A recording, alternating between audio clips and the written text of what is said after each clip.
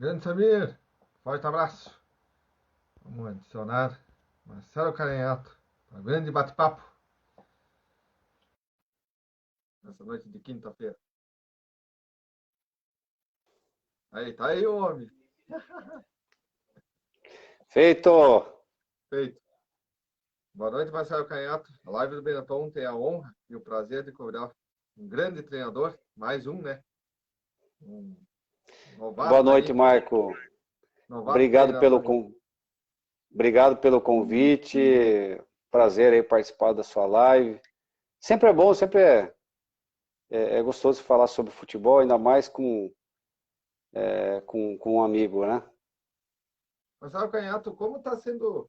Primeiro, antes das perguntas, né? Qual clubes, né? Você foi jogador de futebol, só treinador? Qual clubes passou? Quem é o Marcelo Caranhato? Na verdade, Marco, a minha carreira como jogador de futebol, a maior parte dela foi em Santa Catarina, né? Eu iniciei na categoria de base do Criciúma, em 95. Depois, eu tive uma breve passagem pelo Fluminense do Rio, em 95 para 96. Depois eu retornei para o Avaí em 97, né, onde permaneci durante 5 temporadas. Depois de 2001, 2002 eu fui para Chapecoense, depois passei pelo Brusque. Enfim, a grande parte da minha carreira, a trajetória como atleta foi em Santa Catarina, né? E aí eu tive essa transição em 2011, no clube onde eu encerrei a carreira como atleta, que foi o Brusque, né? Eles me fizeram um convite para ser auxiliar técnico e eu acabei aceitando, né? Naquela época a gente fez uma parceria com o Paulo Turra, que hoje é auxiliar do Filipão, uma parceria que deu certo, uma parceria que agregou demais na minha carreira, né? Como técnico. E em 2015 foi o último trabalho que a gente fez assim em conjunto, né? No Caxias. E depois eu segui carreira solo. Quem está na live aí, meu primo, Marcelo, e o Idalcir.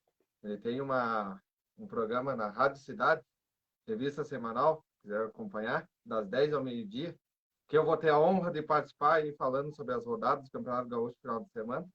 Se quiser acompanhar aí, o campeão de audiência aí nos sábados de manhã aí, nos Pô, finais de legal, semana, aí, todo sábado aí. legal, vamos acompanhar. Marcelo Canhato, como está sendo o teu dia a dia com essa pandemia? Olha, Marco, eu estou me dividindo bastante entre família, né? É, outra situação que a gente consegue aproveitar bem é quando a gente está em casa, né, não está trabalhando, é ver outras competições, outros jogos, né? Porque quando a gente está trabalhando, a gente foca muito na competição que a gente está disputando, foca muito nos nossos adversários, né? Na nossa equipe. E acompanha pouco os outros campeonatos, né? Então, nesse momento aí, a gente está curtindo bastante a família, aproveitando bastante esse tempo, dando um pouquinho mais de atenção para eles, né? Porque não é fácil essa a nossa profissão, ela nos deixa muito ausente, né? De casa, porque você tem que focar e direcionar todas as tuas forças nessa profissão e, enfim, até teve uma entrevista do Abel, o treinador do Palmeiras, um tempo atrás, né? Comentando sobre a ausência que nós, treinadores, a gente deixa em casa, né? Você, para ser um bom treinador, você abre mão de muita coisa. Uma delas é algo, para mim, é mais importante que eu tenho, que é a minha família. Enfim, na vida não dá para ter tudo ao mesmo tempo e a gente valorizando e focando mesmo na nossa profissão, a gente ah, tende a dar uma qualidade de vida maior para nossa família e esse é o nosso grande interesse, né? Atualizando o jogo do Grêmio, né? Grêmio 2, like que dá 1. Gols do Diego Souza e Paulo Miranda. Gol do like que dá Omar Duarte. 44 minutos do segundo tempo. E como está É o sendo, Grêmio, como é o dia a é, dia? É? Como? o Grêmio, o Thiago já deve estar assistindo esse jogo aí, né? Tá na arena. É, E como é um dia a dia de um treinador de futebol, Marcelo Canhão? É assim, é, é gerenciar, é operacionalizar, é planejar e executar, né? Mas falando de uma maneira mais simplista, assim, eu vou contar o meu dia a dia, né? Eu sempre chego 2h30 antes dos treinamentos, né, onde eu sento com a comissão técnica, onde a gente organiza nossas ideias para o treinamento, né? Geralmente você já vem com uma ideia já pré-definida do dia anterior, e aí você se reúne com a comissão técnica para expor essa tua ideia, organizar ela junto com os demais integrantes da comissão, né? Porque aí você tem o preparador físico para analisar as condições de cada atleta individualmente, né? Sempre é feito isso, uma avaliação individual de cada um, para ver quais as condições físicas que eles se encontram para desenvolver o melhor treinamento. Depois a gente conversa com o auxiliar e com o treinador de goleiros, né, quando a gente vai utilizar os goleiros. E aí a gente define o que eu vejo, o que eu venho fazendo hoje em dia. Eu passo esse treinamento via Tactical Pad pelo WhatsApp, né? E alguns treinamentos que são mais específicos, eu uso como uma palestra. Na verdade, eu consigo dissolver essa minha palestra durante a semana, né? E não tenho assim um volume de palestra muito grande no dia do jogo, né? Então, basicamente é isso. Gerenciar pessoas, né? Isso eu digo de comissão técnica, jogadores, direção, imprensa, torcida. Você tem que fazer isso diariamente, né? E operacionalizar as tuas ideias, cara, de uma maneira bem clara, bem simples, para que esses atletas possam entender da melhor forma possível.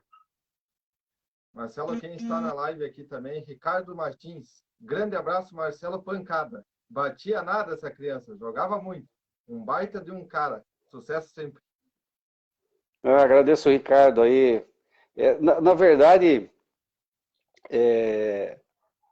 como a gente não tinha tanta qualidade técnica e a gente precisava vencer nesse mundo, então essa vontade, e às vezes até excessiva de ganhar, fazia você ter um jogo mais forte, um jogo mais de imposição, né?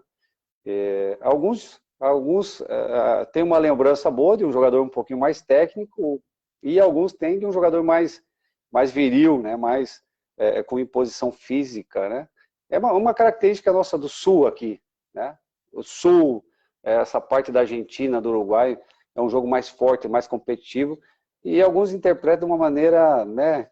Um pouco mais forte, um pouco mais ríspidas as divididas, mas faz parte, né, cara?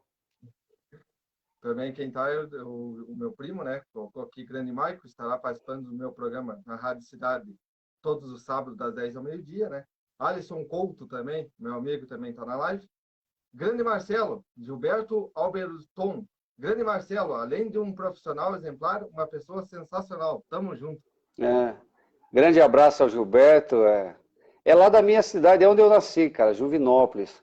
Esse pessoal aí, eles acabam acompanhando nossa carreira, né? E essa energia que eles emanam pra gente, essa energia positiva, essa torcida faz muita diferença. E mandar um abraço para eles lá e agradecer aí por acompanhar e sempre estar torcendo pela gente, né? Marcelo, em que momento do jogo você fica mais nervoso? No início, meio ou no final do jogo? Maico, por incrível que pareça, não é nem um nervosismo, mas sim assim, uma ansiedade, é um pouquinho antes do jogo. Por quê? Porque como todo jogo ele tem uma característica diferente, até pelo adversário que você vai enfrentar, você fica ansioso para ver como a sua equipe vai se comportar no campo, né? Se tudo aquilo que você treinou, que você operacionalizou dentro da semana, isso vai acontecer no jogo. Porque o jogo ele é um pouco imprevisível, né? E a gente lida muito com a probabilidade, né? Se você colocar em prática tudo aquilo que você treinou durante a semana, tudo aquilo que você sabe do adversário, você tem uma probabilidade muito grande de vencer. Então, não é nem um nervosismo, é a ansiedade de ver como a equipe vai se comportar dentro de campo, como ela vai reagir às fases do jogo, né, numa adversidade, né, como que ela vai se portar, ou num momento bom que ela atravessa dentro do jogo, como que ela vai levar à frente tudo aquilo que a gente executou e treinou durante a semana, né? Então é mais uma ansiedade. O nervosismo fica mais para situações de tomadas de decisão, né? No meu caso, no intervalo, né? Entre um tempo e outro, onde eu tenho que tomar decisões rápidas e assertivas para que a gente possa potencializar um segundo tempo também. Atualizando o jogo, o Grêmio finalizou o jogo aí. Estreou com vitória, 2-1 em cima do equipe da. Essa pergunta que eu vou fazer a próxima é boa também, eu faço para todos os técnicos, porque assim, ó, essa questão de como você divide seu tempo de família e o futebol. Porque hoje tu tá aqui no sul, amanhã tu pode estar no norte, outro dia tu pode estar até na Europa, né? Tem alguns treinadores que vão. Michael, o futebol ele é egoísta, cara, ele não te divide com ninguém, né? Quando a gente inicia, né, tem essa transição de atleta para jogador, a gente já está meio adaptado, meio acostumado a isso. O futebol ele não te divide com ninguém, o futebol ele quer atenção total, né? E a tua família tem que entender, tem que compreender que isso vai pesar um pouco, porque você acaba ficando muito tempo fora, muito tempo longe, ausente, e é um tempo que você não consegue resgatar mais, né? É um tempo que você não consegue repor, né? Então, você precisa do entendimento da tua família, né? Entendimento do filho, da esposa, primeiro dos pais, porque geralmente a gente sai muito cedo de casa, né? Eu saí com 13, 14 anos de casa, né? Numa época onde nós tínhamos mais autonomia, né? E isso hoje eu vejo com bons olhos, mas desde cedo a gente abriu mão de muita coisa. Talvez algo que a gente considere como mais importante na nossa vida, que é a nossa família. Mas, enfim, do outro lado a gente tem o privilégio de trabalhar no que a gente gosta, no que a gente ama. E isso é uma alegria constante, né? Todo dia você é premiado e tem o privilégio de trabalhar com o que você ama, com o que você sempre sonhou. Então, equilibrar essas duas coisas, né? Equilibrar essas duas coisas. Mas essa ausência dificilmente você vai conseguir repor, né? Qual foi o seu último clube, Marcelo Canhão? O último clube foi o Ercílio Luz, de Tubarão. Essa pergunta já serve para isso. Como você treinou o Ercílio Luz, como foi o seu relacionamento com a torcida e se ela fez muita pressão com as tuas decisões? Sem saber que não tem torcida, mas tem redes sociais, né? Exatamente. A gente está sentindo falta até das críticas, viu, Marco, nesse momento, né? Eu vejo que o futebol perdeu um pouco a graça, ela ficou um pouco chato, porque a gente já não tem mais essa interação com o público, com a torcida, e o futebol foi feito para isso, né? Até para você estimular o atleta, até para você motivar o atleta, hoje em dia está muito difícil, né? Porque a arquibancada ela emana uma energia muito grande, muito forte, e ela não pode ser substituída por nada. Então, em questão das redes sociais, eu não gosto de olhar muito as redes sociais, nem na vitória, nem no sucesso e nem no insucesso. Por quê? Porque quando você ganha, quando você tem um sucesso, às vezes as redes sociais elas te fazem maior que você é, né? E quando você perde, elas te fazem menor que você é. Então, elas acabam influenciando. Eu até, no último estágio que eu fiz com o Fábio Carrilli, ele me disse: Marcelo, eu eliminei minhas redes sociais e eliminei as redes sociais da minha família. Sim. Porque acaba afetando demais, né? Induzindo a você fazer muitas coisas que você não faria, né? Então, nesse momento, elas têm um poder muito grande, né? Elas têm um apelo popular muito grande, e às vezes é para o lado positivo, às vezes para o lado negativo. eu até comento às vezes com a minha família para não olharem, para não darem muita ênfase, muita atenção nisso, porque, como eu disse, na vitória você fica maior do que é, e na derrota você fica menor do que é. Então é melhor ter o equilíbrio, saber que no dia seguinte você tem que, mesmo vencendo ou ganhando um título, você tem que trabalhar novamente, você tem que conquistar novamente. Eu digo para os atletas que nós trabalhamos em 24 horas. Quando a gente ganha, a gente tem euforia e pode comemorar 24 horas. No dia seguinte, tudo é normal. Quando perde, da mesma forma. Né? A gente não aceita a derrota, assimila. Mas no dia seguinte vai voltar a trabalhar e o próximo jogo sempre é o mais importante. Essa pergunta eu te fiz porque eu vi eu te acompanho há muito tempo, né, Marcelo? Eu sou admirador teu aí, sou teu fã. E eu vi uma coletiva de imprensa tua, foi no jogo que no dia seguinte eu acho que foi demitido. Cara, os comentários assim era time sem vergonha, treinador pede para sair. Por isso que eu fiz essa pergunta, porque é muita pressão, né, na rede social. É sempre dividido, né? Um é para tu sair, um não é para tu sair, um é para tirar o jogador. Nunca tão. Tu pode ganhar o título, né? Mas nunca tão satisfeito com o elenco, né?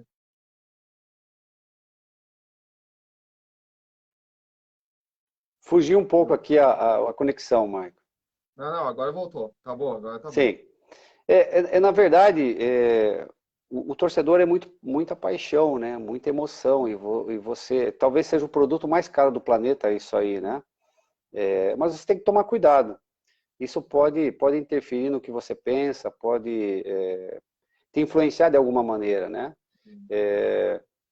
Tem esse lado quando você tem um sucesso, e aí tem o lado, quando a gente ganha da Chapecoense, que foi o único time que ganhou da Chapecoense na Arena do Condá. Aliás, a Chapecoense fazia 2 a 3 anos que não perdia dentro da Arena do Condá, né? A primeira coisa que meu filho fez foi me mandar uma mensagem falando do que estavam comentando, né? Entendeu? Da grande vitória que a gente teve. Mas você sabe que no dia seguinte você vai ser julgado novamente, né? Então, e no futebol brasileiro, você nunca vai ser julgado pelo teu trabalho, pela qualidade do teu trabalho, pelo entendimento e compreensão que você tem no futebol, mas sim pelo resultado, né? Pelo resultado. O resultado vai dizer se você é bom ou se você é ruim, né?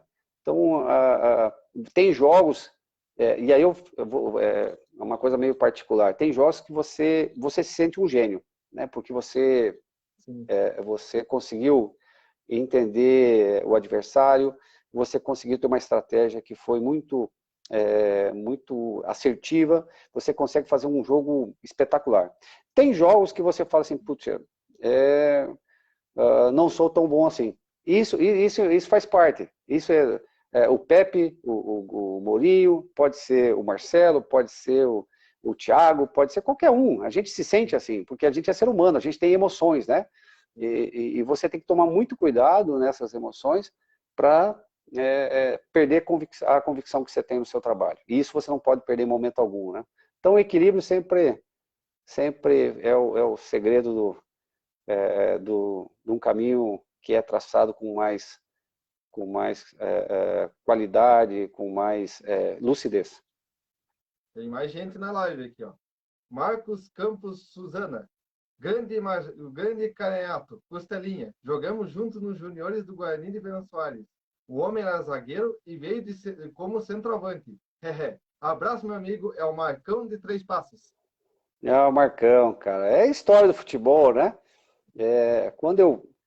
Antes de ir para o Avaí, eu tinha uma passagem pelo Guarani de Venâncio Soares. O treinador era o Mano Menezes. E aí eu cheguei no Guarani e o centroavante da equipe, ele estava machucado. E aí nos primeiros treinamentos, assim, demonstrei um pouco mais de qualidade e tal, e eu vim até para fazer teste na época. E aí eu fiz alguns trabalhos como zagueiro, e um dia eu cheguei a conversar com ele. Falei, lá quando eu era infantil, mano, eu também trabalhei como 9, né? E aí teve 2 ou 3 amistosos até que ele me colocou como 9. Então são essas situações, o mundo do futebol, ele proporciona isso aí, né? A gente ter muitas histórias para contar.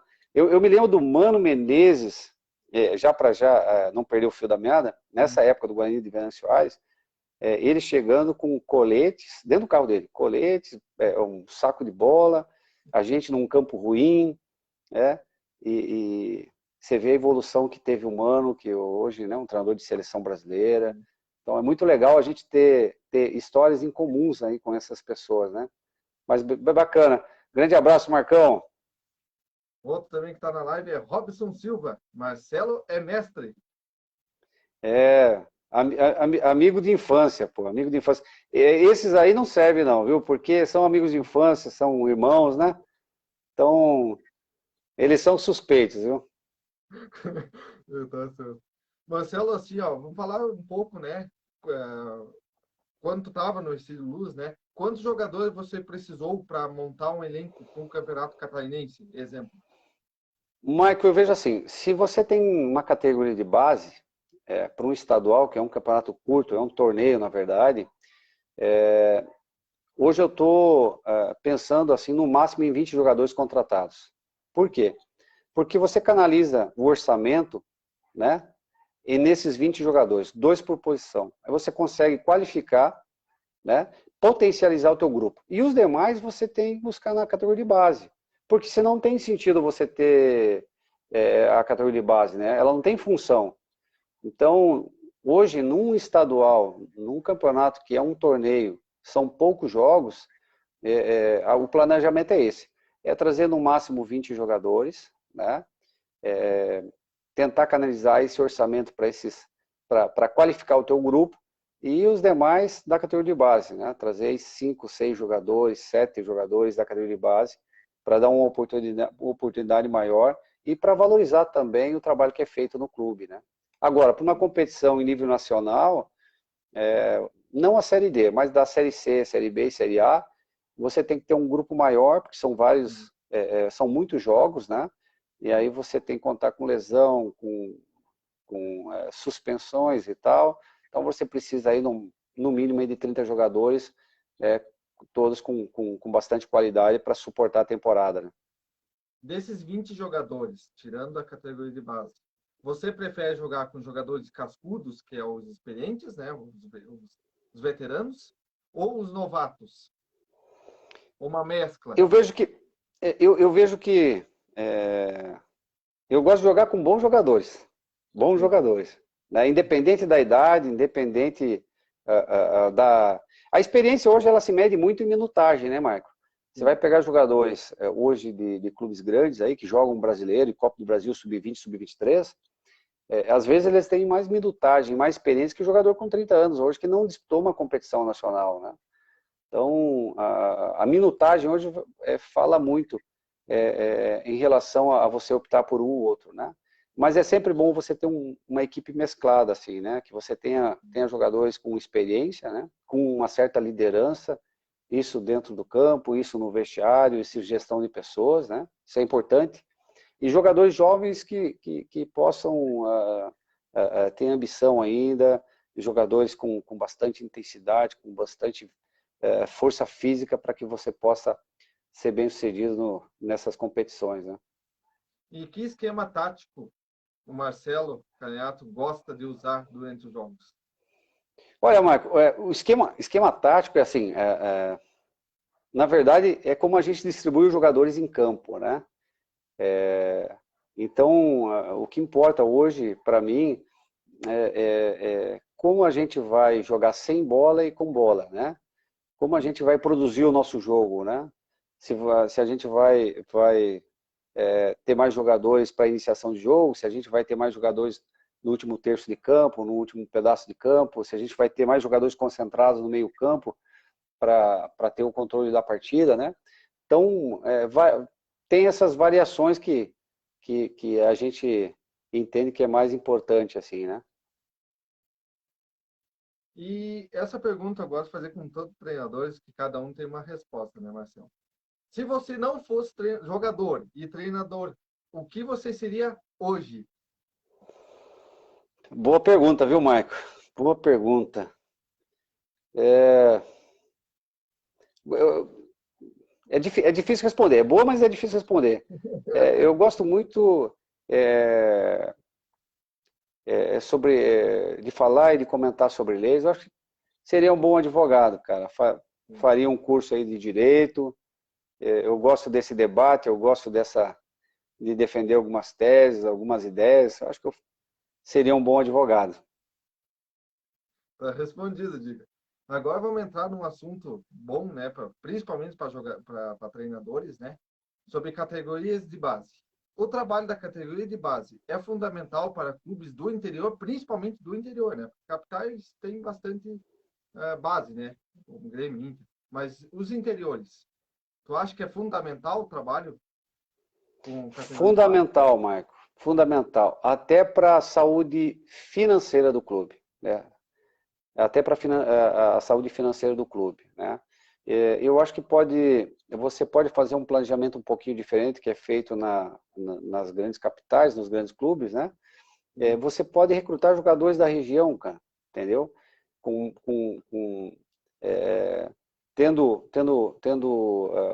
Antigamente se chamava olheiros, né?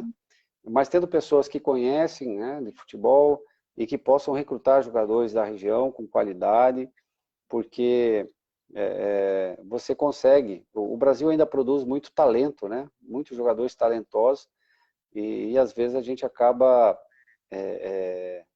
não prestando muita atenção na nossa região e aí acaba perdendo esses atletas até para centros maiores, né? Então eu acredito que no interior, se você conseguir fazer uma categoria de base utilizando os jogadores da sua região, você vai conseguir formar um bom elenco e alguns até com possibilidades de integrar o profissional mais tarde, né? Isso demanda tempo, demanda organização, planejamento. É uma coisa que eu vejo que ainda está em falta, né? Poder utilizar e aproveitar melhor esses talentos que vivem na região, assim, nessas cidades menores. E as comissões técnicas das categorias de base estão mais preocupadas em formar equipes ou formar jogadores? Outro questionamento interessante, viu, Marco? Eu vejo, tem duas situações bem distintas aí. A comissão técnica da categoria de base, em alguns clubes, eles têm a pressão por resultados. E quando você tem a pressão por resultado, você deixa de lado o lado individual, o lado que você possa potencializar o atleta, o indivíduo, né? E a gente entra numa outra esfera de conversa, porque eu vejo que hoje, quando você valoriza demais o resultado, você acaba mudando o foco da intenção, né?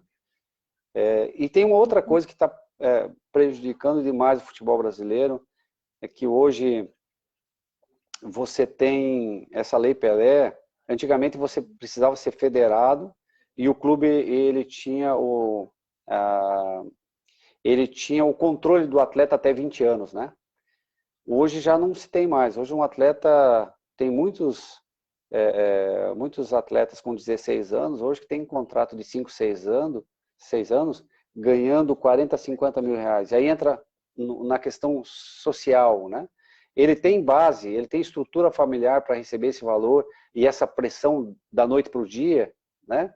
Então, assim, além da pressão pelos resultados que recebe a comissão técnica, às vezes você, um profissional ou uma comissão da base, ela não tem uma estabilidade nenhuma, porque você tem que escalar o jogador, porque ele tem que ser negociado, porque ele tem que ser vendido, porque o salário dele é muito alto, porque o contrato dele é muito alto e ele precisa gerar ativos para o clube.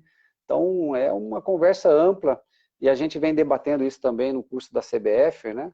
Porque a gente ainda produz muito talento, né?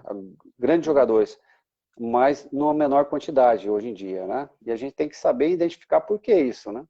Então, o futebol brasileiro hoje, e eu estou dizendo em relação à Série A, à Série B de brasileiro, nós perdemos um pouco de qualidade técnica, né? Isso é notório.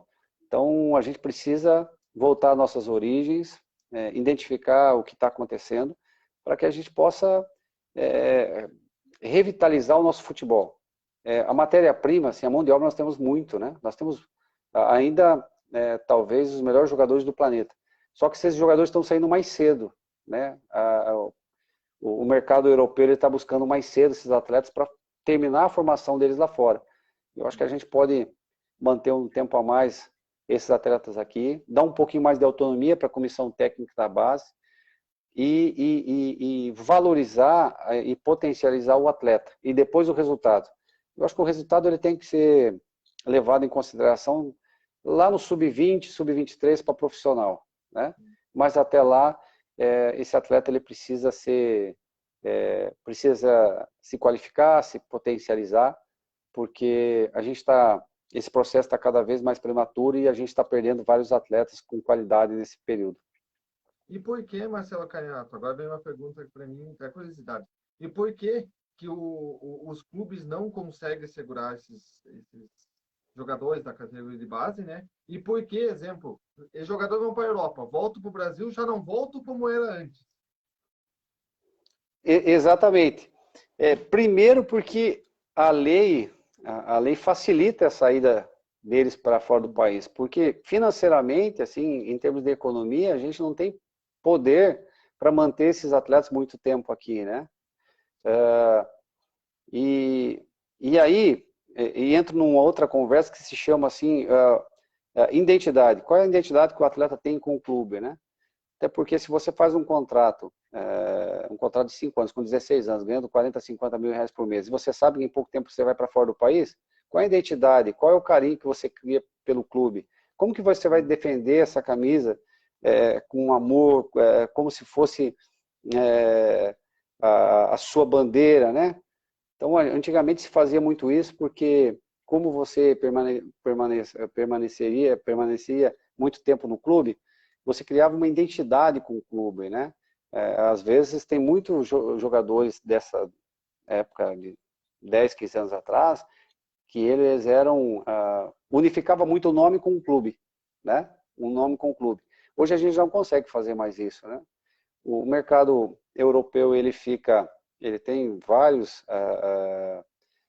várias pessoas que ficam avaliando aqui a categoria de base. Quando um jogador mais jovem se destaca, ele vem e compra, porque para eles é muito simples, né? E termina a formação do atleta lá fora com uma outra cultura, com uma outra mentalidade, né? Será que o clube de futebol e seus treinadores é responsável pela categoria de base, de fato? Estimulam os seus jovens a estudar? Eu vejo que, além do atleta, você deveria formar cidadãos, né? Cidadãos.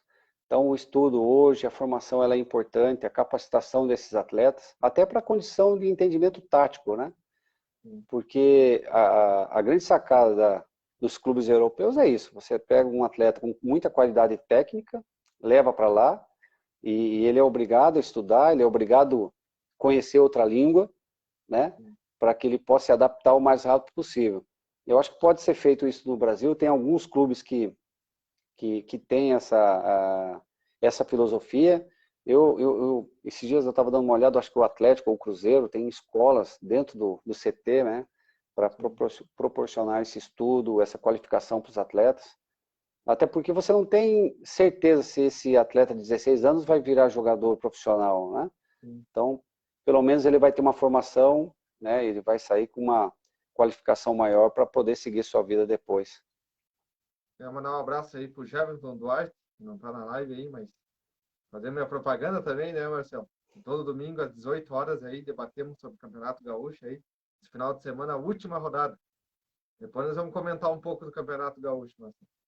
Por que os jogadores brasileiros hoje em dia não têm tanto amor à camisa que nem antigamente, né, Marcelo? Eu acho que é tudo muito prematuro, né, Maico? Tudo muito prematuro, assim. Os jogadores que permanecem pouco tempo no clube, os jogadores que com 16 anos fazem contratos milionários, né?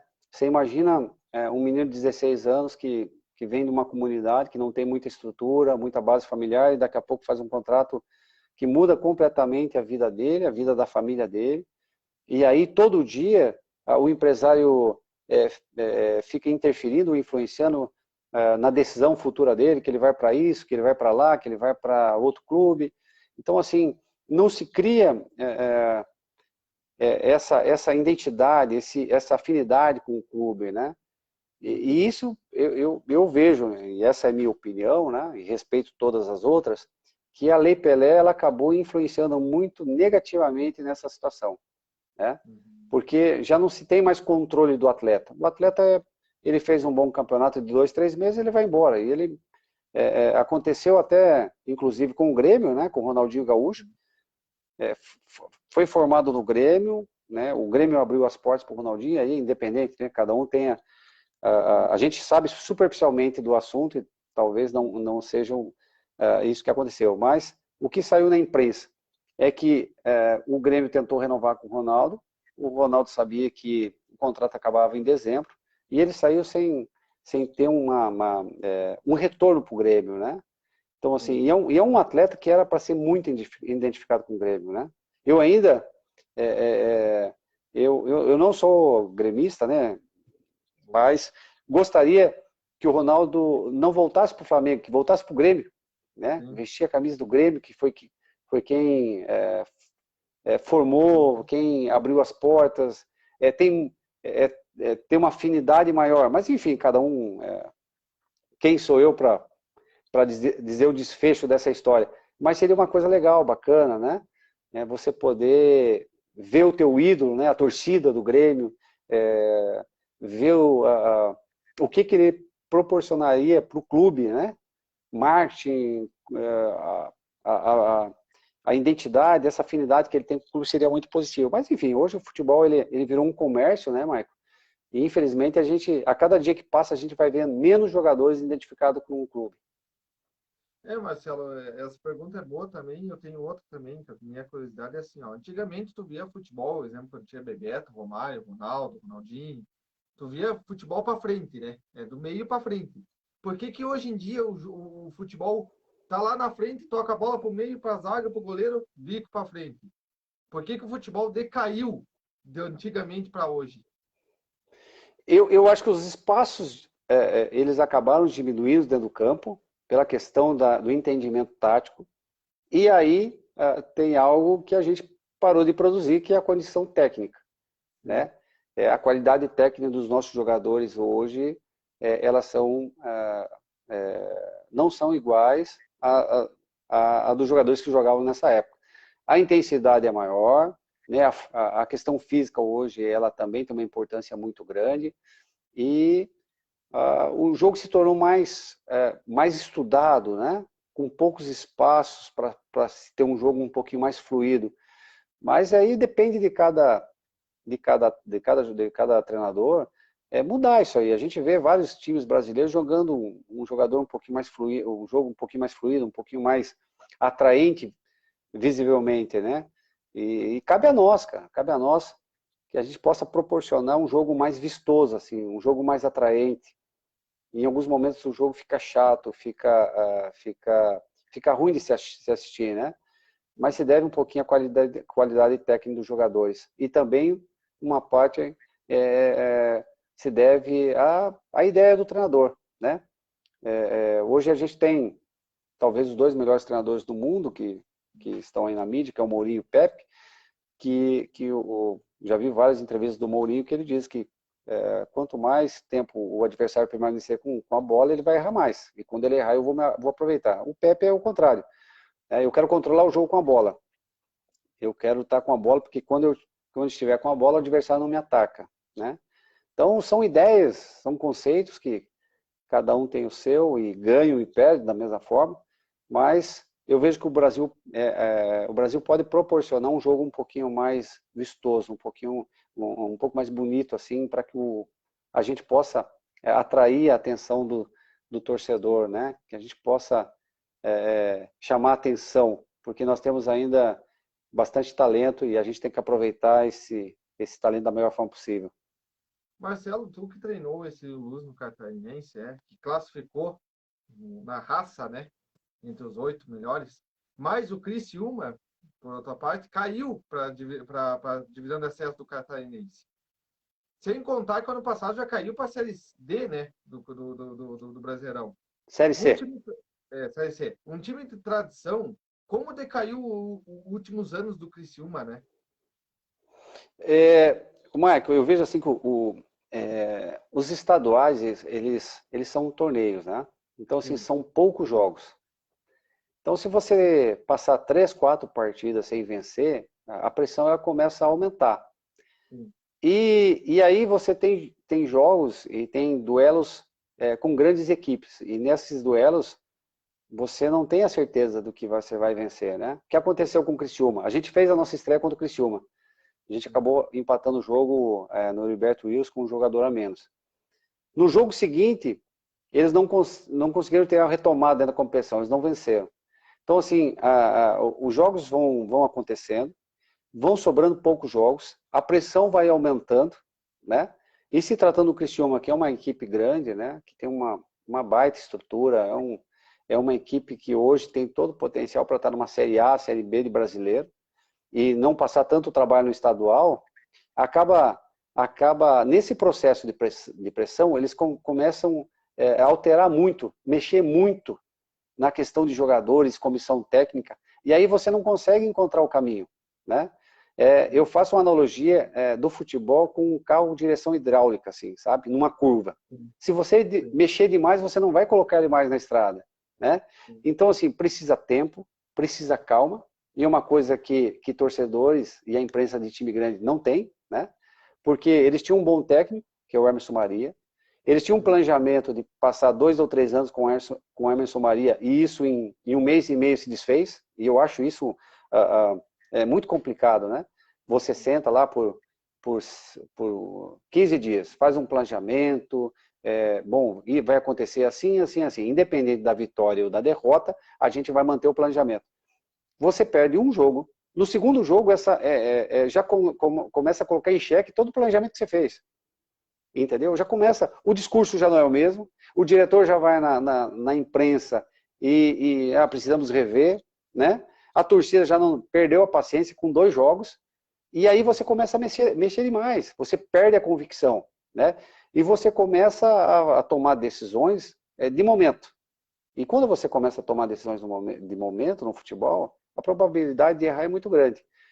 Então o Criciúma, ele precisa de uma estabilidade, ele precisa ter uma convicção, e aí vai ter que aguentar as críticas no início do trabalho, e ter uma estabilidade de comissão, de jogadores, para que esses jogadores possam se ambientar ao clube, à cidade, criar um carinho, criar uma afinidade maior com o clube. E aí eu tenho certeza que a probabilidade de sucesso é bem maior. Mas no futebol brasileiro isso infelizmente não existe, né? E a gente tem que a gente coloca o nosso cargo em 90 minutos, sempre. Para você ter uma ideia, que a comissão técnica, ela coloca e ela expõe um projeto a cada 3 dias, né? Isso, em nenhuma área, ela é permitida, porque não tem como você montar um projeto em 3 dias, apresentar e depois, novamente, em 3 dias, apresentar outro, e apresentar outro, e apresentar outro. A gente faz isso, né? No futebol brasileiro, você não tem um tempo hábil para se planejar, se organizar. Não, você tem que vencer o jogo seguinte. E aí, vencendo o jogo seguinte, você consegue ter um pouquinho mais de confiança, um pouquinho mais ter um pouquinho mais da paciência dos diretores, né? E aí você consegue transmitir isso aos atletas, que para mim é fundamental. Quando você coloca a pressão nos atletas, você já não tem o mesmo retorno, né? Porque a confiança é tudo no futebol. Um atleta com confiança, ele tem um rendimento. O atleta sem confiança, ele tem um totalmente diferente. Quem está na live também, Hilário Folador. Marcelo, Zão, grande abraço. grande treinador e tem um futuro promissor. É uma pessoa maravilhosa e com caráter. Evandro, grande abraço, Marcelo Carinhato. Assim que tiver uma oportunidade, apareça aqui em casa, em Brusque. Grande abraço, Evandro. Cara fantástico, torcedor fiel do Brusque Futebol Clube. Grande abraço e sucesso na caminhada aí. Agora essa pergunta também é boa. Qual treinador você acha melhor do Brasil e da Europa? Eu vejo que o Brasil vem produzindo bons treinadores, né? Nós temos bons treinadores. treinadores com mais experiência, treinadores que estão iniciando agora, né? E a gente vem se capacitando, vem melhorando. Eu acredito que em pouco tempo aí a gente vai ter alguns treinadores brasileiros trabalhando na Europa e trabalhando em centros maiores, né? No futebol mundial, eu gosto muito do Klopp, assim, eu acho ele um cara como profissional, como gestor, né? Um cara fantástico. Aí tem o Pepe, aí tem o próprio Mourinho, aí tem vários treinadores, né? Mas o futebol brasileiro está produzindo vários técnicos com qualidade e com muita capacidade de gestão de grupos, né? Você pode ter certeza que eu vou citar dois, né? Um saiu e um chegou. O Grêmio tinha um Renato, super vencedor, um cara muito competente, já demonstrou isso, com uma gestão de grupo fantástica, né? Sai o Renato, chega o Thiago, um treinador promissor, que já provou seu valor, que tem uma condição técnica enorme, né? Os conceitos bem definidos, que tenho certeza também que vai fazer uma bela carreira. Falando em Renato Gaúcho, o que achou do Renato Gaúcho 4 anos e 7 meses no Grêmio? Um dos treinadores que teve mais tempo, né, num clube. Em 4 anos, né? Michael, isso só é possível conquistando títulos, né? E foi o que o Renato fez durante esse tempo. A gente eu não posso falar tanto da condição técnica, porque eu nunca acompanho um treinamento, o dia a dia do Renato, mas como gestão de grupo, um dos melhores, né? Porque ele conseguiu resgatar jogadores que estavam esquecidos no futebol brasileiro, jogadores com uma certa idade. Ele conseguiu unificar jogadores experientes com uma geração de novos talentos do Grêmio, e isso deu muito certo, né? Conquistou vários títulos, e tem méritos, né? Por você permanecer tanto tempo num clube brasileiro, um clube grande, que a pressão é enorme, né? E ele conseguiu suportar esse tempo todo. Projetos para 2021. Quais são os seus projetos, Marcelo Canhato, para 2021? Quase meio do ano, né? Mas restante de 2021. Olha, Marco, ainda está para ser definido o último módulo da CBF, né? Da licença A, que eu tenho que terminar agora em maio. Se não for em maio, vai ser em dezembro, né? Se for em maio, eu pretendo terminar, né? E o segundo semestre a gente está aguardando agora alguma proposta, uma situação para a Série D, para a Série C do brasileiro, né? A gente avaliando algumas situações, porque como a gente não tem uma marca muito forte no cenário nacional, você não pode errar muito, né? Então, espero que possa aparecer uma oportunidade boa, com uma equipe que dê uma condição de trabalho boa, uma estrutura que possa potencializar o nosso trabalho. Mas já tem algum clube que está praticamente, entre aspas, fechado ou não tem nada? Houve algumas sondagens, né, Marco? Mas nada certo, nada concreto ainda. Está na fase de especulação ainda. Eu entrei num projeto dos treinadores ano passado, e até não comentei mais, mas eu vou começar comentando contigo. Eu fiz uma live com o Fabiano Dait, que era treinador do Glória, tá? O projeto era o quê? Ter futebol gaúcho, tu que já foi treinador do futebol gaúcho, ter um futebol gaúcho mais longo. Você acredita que vai ter a divisão de acesso dia 15 de agosto? Que vai começar a terceirona. Agora o governador determinou que pode ser qualquer horário durante o dia, né? Vai, provavelmente, na semana que vem, vai estrear a terceirona. Vai ter rebaixamento no gauchão. 2 rebaixados. Nós já vamos entrar nesse detalhe. Tu acha que vai ter a divisão de acesso dia 15 de agosto e tem possibilidade de você vir assumir um time da divisão de acesso? Olha, eu acho que vai muito do interesse aí dos governantes, né? E a pressão dos clubes que vão disputar a divisão de acesso. Tem muitas pessoas que dependem desse trabalho, que dependem desse emprego, né? Que ainda não sabe como que vai, que o futuro aí vai se encaminhar. Eu espero que tenha, né? Porque já faz muito tempo aí, faz mais de ano que parou a divisão de acesso, ela não teve um retorno. E eu sempre vejo com bons olhos o futebol gaúcho, a divisão de acesso, né? Eu tenho boas lembranças da divisão de acesso, inclusive aí com Glória, né? Eu lembro que foi um clube que me abriu as portas, trago boas lembranças, que deixei amigos.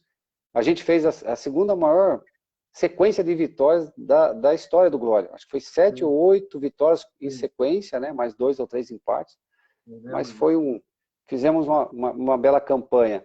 E tem grandes clubes que projetam, que tem uma visibilidade enorme, né, no futebol gaúcho. E ficaria feliz em receber um convite, né? A partir daí a gente tem que analisar, conversar, ver qual é a situação real do clube para que a gente possa aceitar o desafio, né? E se tivesse uma proposta, agora eu vou te pegar de saia curta. Se tivesse uma proposta hoje do Glória, você viria ou não? Olha, eu tenho um carinho enorme pelo Glória, carinho enorme. Eu sei que é um time que briga por título, que briga por acesso, e todo time que briga por título e briga pelo acesso e que tem a estrutura que o Glória tem, seria interessante, né? Eu vejo com bons olhos, conversaria, porque é um time que eu tenho um carinho enorme, né? E é um clube que projeta, é um desses clubes que projetam, que tem uma visibilidade enorme, né? E infelizmente o Glória está na divisão de acesso, porque o Glória era para estar na primeira divisão. É uma cidade que respira futebol, que gosta de futebol, e que é um clube que merece estar numa primeira divisão, porque tem um histórico, né? Tem uma história muito bonita e que, infelizmente, acaba oscilando no decorrer dos anos e hoje se encontra na divisão de acesso. Falar um pouquinho do futebol do Campeonato Gaúcho, né? Quem que o Marcelo Canhato acha ou acredita que possa ser rebaixado? Tem vários times aqui, né? Como o 7º lugar Brasil com 12, possibilidade remota. O São José com 12, possibilidade remota. São Luís com 12. Esportivo com 9, Novo Hamburgo com 9 e Pelotas com 8. Eu assisti poucos jogos do Gauchão, mas eu vejo que vai ficar entre esses três clubes aí, Esportivo, Novo Hamburgo e Pelotas, né? Eu até inclusive fiz um amistoso contra o Pelotas e gostei do time do Pelotas, um time competitivo, um time bem organizado, mas infelizmente no Campeonato Gaúcho acabou não tendo bons resultados, né? E aí é aquilo que eu disse, você chega na reta final da competição pressionado por bons resultados. Mas às vezes você vai ter que buscar um resultado contra a Inter, contra a Grêmio, contra a Juventude, né? Entendeu? Então, você tem que iniciar muito bem, você tem que fazer o maior número de pontos possíveis no início da competição para ter um pouquinho de folga, um pouquinho de tranquilidade, né? Uma margem de segurança dentro do campeonato, porque daqui a pouco você vai ter que buscar um resultado contra o Inter, no Beira-Rio, contra o Grêmio, contra o Juventude, entendeu? E aí acaba complicando um pouquinho, né? E olha os confrontos, né? O Esportivo pega o Internacional no Beira-Rio, jogo difícil. O Novo Hamburgo joga com São José de Porto Alegre, num jogo difícil, que o São José também tem remota. Precisa da vitória. Precisa da vitória. E o Pelotas pega o Caxias, que o Caxias precisa ganhar para classificar. São jogos difíceis, né? São todas decisões e você precisa, além da pressão, além de jogar contra um adversário dificílimo, que também precisa de pontuar, né? Você precisa torcer para os adversários também, né? Porque num deslize, num insucesso seu, você precisa estar torcendo para o adversário. Então, para você não depender de todos esses fatores, você precisa iniciar bem, fazer uma boa pré-temporada, né? E iniciar bem a competição, fazer o maior número de pontos possíveis para que você não passe essa dificuldade no final do campeonato. Aí, ó, os ouvintes estão fazendo perguntas aqui, ó. Hilário, pergunta para o Marcelo sobre a nova regra para o treinador brasileiro de que um time pode ter apenas 2 técnicos ao longo da competição. E o treinador pode trabalhar em 2 clubes ao longo da temporada. O que você acha disso? Eu acho muito positivo para o futebol brasileiro, né? Eu acho que a gente vai ter um pouquinho mais de cautela e de estudos, e isso em relação à direção, né? as pessoas que contratam, porque elas vão ter que analisar melhor o mercado, analisar melhor o perfil do técnico para trazer, porque elas não vão ter como trocar várias vezes. E o técnico também, né? Vai ter não é a palavra certa, comprometimento, mas vai ter uma fidelidade maior com o clube. Até por saber que ele não vai poder trocar mais que 2 vezes de agremiação, né? Então, a gente começa a organizar um pouco mais o futebol brasileiro, né? Criar uma identidade maior, não só dos atletas, mas dos treinadores, com o clube, com a torcida, né? com a entidade, e isso vai ser benéfico para o futebol brasileiro, tenho certeza disso. A live do Benetton agradece Marcelo Canhato pela grande entrevista. Falar também que sou teu admirador, não escondo isso, nunca escondi, desde o tempo do Glória. E esse conteúdo vai estar no meu YouTube, daqui a pouco. Vai estar nas minhas páginas, quem não assistir, quiser assistir depois também, vai estar lá. Já está nos grupos de futebol, no Facebook. E eu agradeço aí. E se precisar de mim, a Marcela sabe que estou aí à disposição. Obrigado aí, mais uma vez, pelo convite. É um prazer aí participar da live, uma troca de ideia bem, assim, bem descontraída, né? Algo que não se torne chato e tal. Então, valeu, a gente vai ficar à disposição. Espero que todos que acompanharam gostaram aí. Um abraço para todos que acompanharam também, meus amigos, as pessoas que admiram nosso trabalho. E espero aí que desejo aí o clube da sua cidade que seja bem sucedido, que volte à primeira divisão, que só quem tem que ganhar com isso é o futebol gaúcho. E vamos subir com a tua vinda aí, se Deus quiser. Vamos ver. Então, amigo, se cuide, fique com Deus. Um abraço, até mais. Valeu, Hilário, pelo parabéns pela entrevista aí. Muito obrigado aí. Seja bem-vindo sempre aí. Vou fazer um convite para você, Hilário. Domingo, às 18 horas, com Jefferson Duarte debatendo a última rodada do Campeonato Gaúcho. Meus amigos, se cuidem, fiquem com Deus. Até a próxima. Valeu, fui, valeu!